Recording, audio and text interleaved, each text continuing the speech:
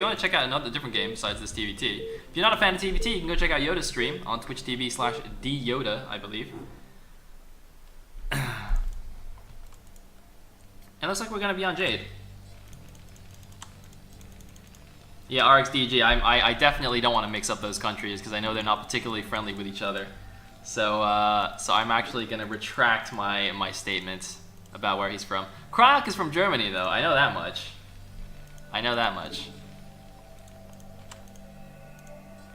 Alright, anyway. Cryoc will be the blue Terran here at the bottom left. Marwin will be the brown Terran at the top right. I'll probably alternate saying, like, Cryoc, first child, Sykes, Marwin. Oh, wait, we're gonna find out. Is he actually Marwin?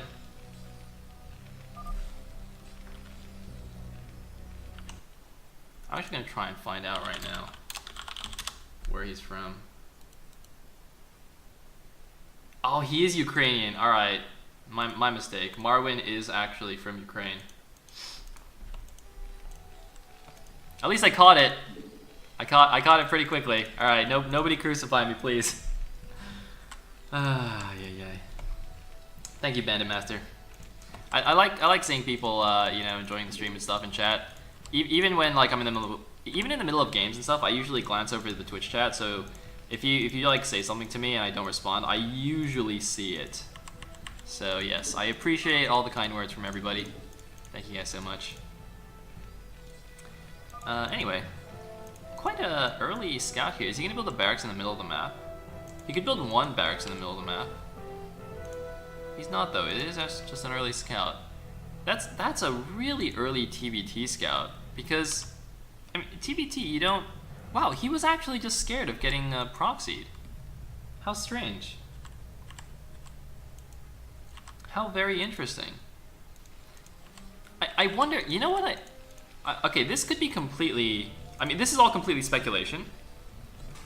I wonder if Marwin or Sykes thought that Cryoc was like doing a from rush. And if you are an innocent soul who has never been from rushed before, sometimes when you play on the ladder, you have these unsavory characters who want to cheese you, right? With proxy gates, proxy barracks, or like 4-pool. And in order to try and gain an advantage, they will actually start talking to you while they're rushing you to try and make you mess up your build order and like not pay attention. And this is what's become known as the from rush, because usually they ask, hey, where are you from? You know, oh, you're from Korea, awesome. You know, like, you know, do you like kimchi? Or, you know, they just completely inane questions to try and screw up your build order. So I think because Cryoc started talking and asking him if he had an AFK or an AKA, like an alias, Sykes was like, wait a minute, is this guy rushing me? I better go scout the middle. Once again, this is purely speculation, but pretty sure that's what's going on. Because, I mean, like, I don't think there's really any reason to scout that early in TVT. He scouted before building the barracks. That was like a depot scout. That's really, really, really early.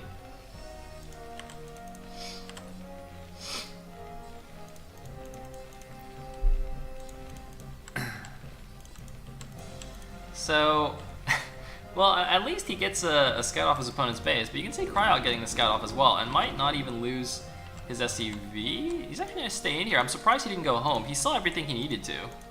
He sees the guys pulled off gas. He sees the vulture building. Oh, he might get away. Well, no, see, the vulture comes out now. Maybe he figured that since the vulture was coming out, the SCV wouldn't escape anyway because the vulture would have killed it. But we are seeing pretty much identical builds here. Interesting. Oh, not quite though. Cryoc went for the machine shop, but when he saw the vulture come out, he decided to get a vulture of his own. Or wait, no, actually, that's a second vulture. Interesting. Why did he cancel that machine shop? Okay, he's rebuilding it now.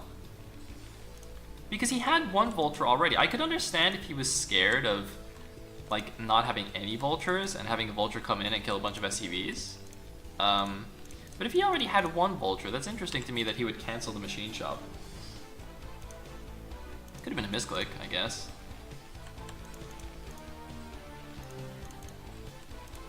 So yeah, no crazy openings from either player. Just gonna play a macro game here on Jade. And that's not gonna happen. Oh, move and shoot. Oh, he messed it up. or I think the pathing messed it up. It looks like the vultures got stuck on each other there for a second for some reason. It's very interesting. And we can see both players sending out their barracks to scout here. This is actually what I thought. What I thought that scouting SCV was for, because in TBT, since you don't really need your barracks at all for Marines, you can build your barracks in a proxy location just to get the scout earlier, not necessarily to cheese him or anything. But anyway. By the way, guys, do you think like I was watching my VOD from Friday, and I noticed like I kind of click a lot and like move screens a lot. I don't know if that's annoying to people, like if I need to stay on screens a little bit longer. Like the OGN casters are pretty good about this. Hold that thought, those speed vultures running in! Oh no, speed vultures! Snipe the Marine and come straight in here. The SCVs come off to do something. They're completely useless. They're way too slow. There's 2 tanks here that will be able to take down these vultures head on, but how many SCVs are they going to kill here? Oh my goodness. SCV massacre here.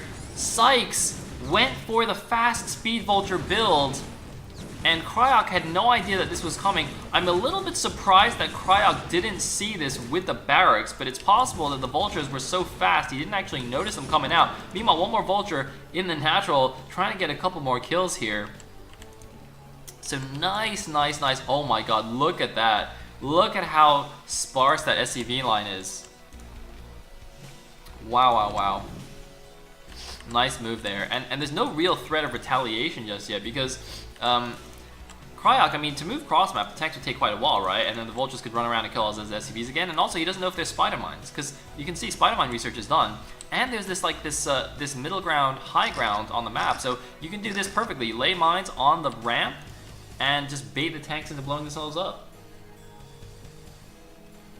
Wow. Could you imagine if he saw that with the barracks and he just blocked his ramp and saved all his SCVs? This could have been a completely different story. But nice move anyway there by Sykes. He's going up to 4 fact, chasing away this barracks. Looks like we got some more stuff going on here.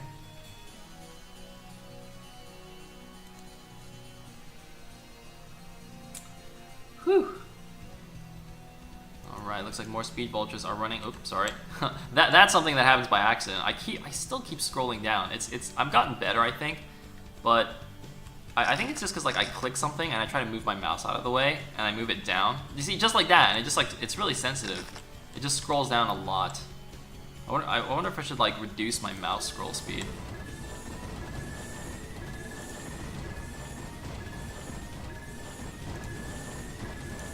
And bye barracks. He'd already built his factories though, right? He's already on 5 facts on 2 base. That's fine. Perfect. The barracks are going to float back and see this because there's no Goliaths on the other side. There's no armory even. Or academy. So cryoc is going to have the advantage of the comsats. He's going to get to see what's going on, and he's going to have much faster upgrades as well. And you can see he got he's only just now building his third and fourth factories, because Sykes is going for the mass vulture build, whereas cryoc is going for the more normal siege tank build. And in this case, it's interesting. So normally in TBT, if one player goes for like mass vultures early on in the early mid game, you kind of force the other player to also go mass vultures, because the vultures come out so quickly that you don't really have time to get Goliaths and tanks.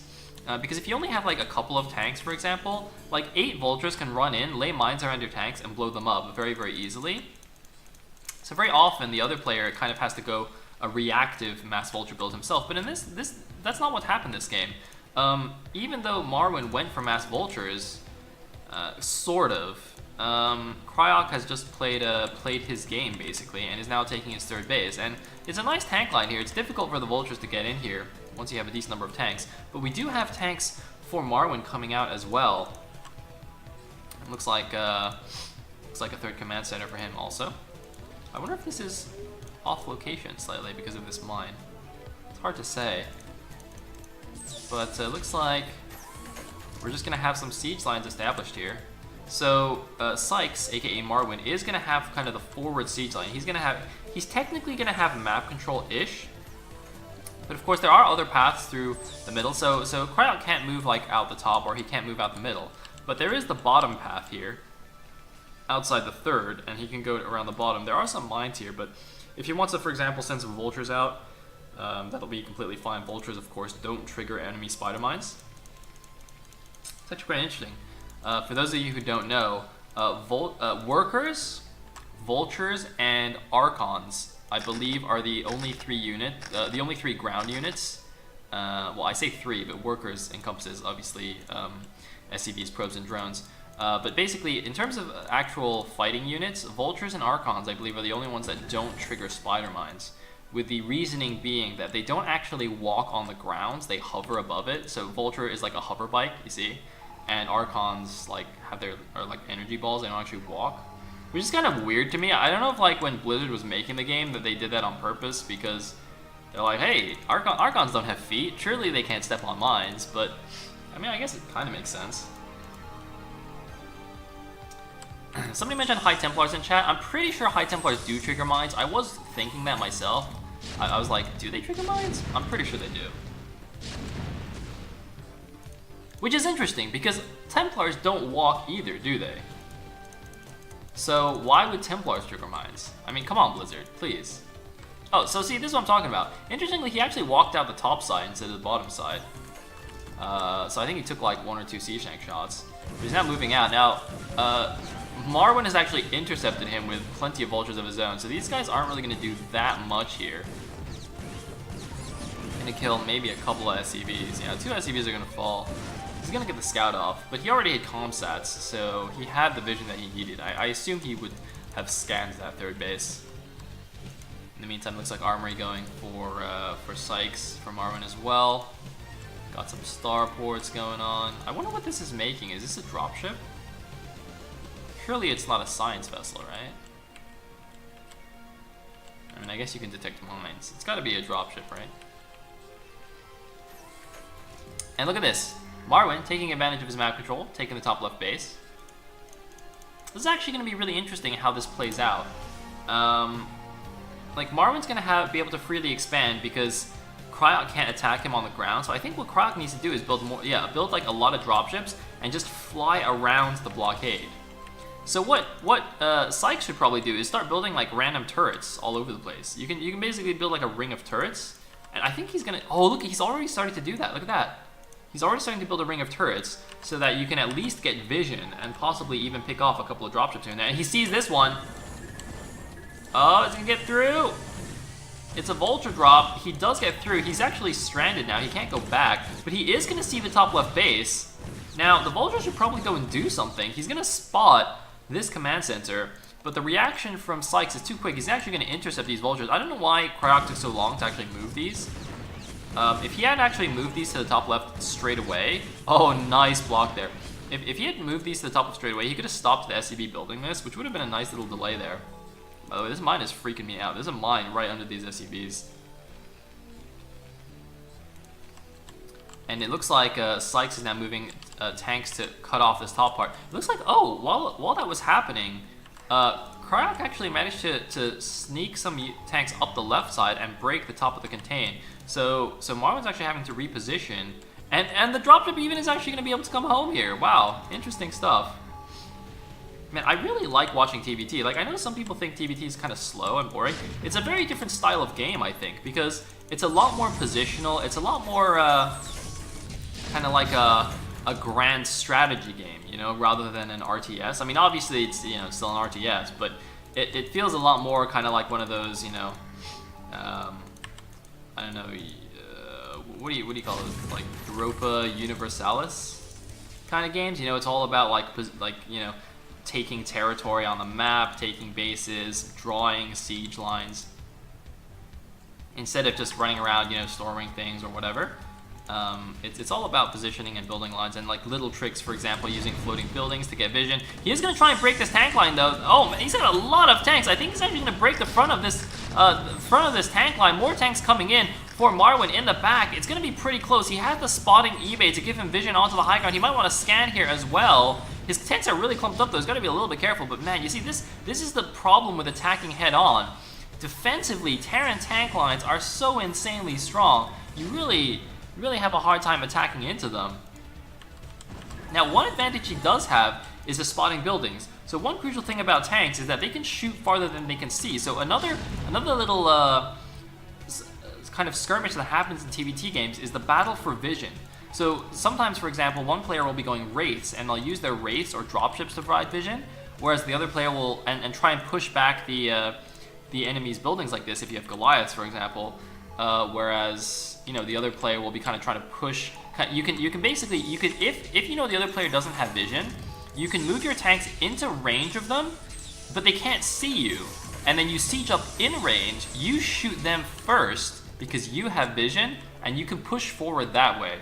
Like high-level players will do that, but it looks like Cryoc's just gonna play it a little bit safer. It's kind of tricky to pull off. Also, if the other guy sees what you're doing and he like scans you or something or gets vision somehow, he can blow up all your tanks while you're doing it. So it's a little bit risky.